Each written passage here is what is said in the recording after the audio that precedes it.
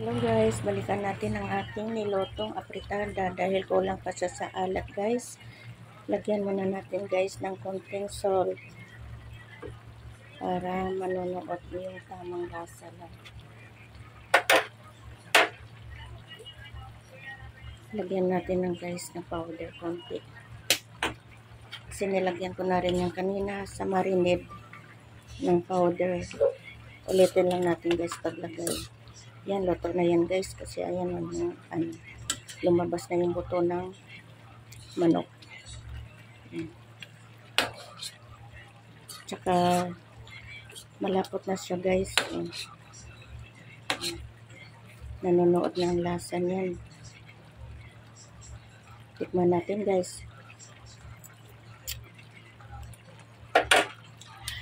Tama na sa timpla guys. Lagyan natin guys ng tidbits para mas lalong masarap.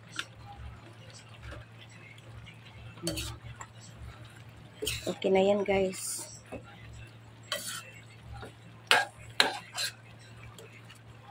Yan. Thank you so much for watching. Bye everyone.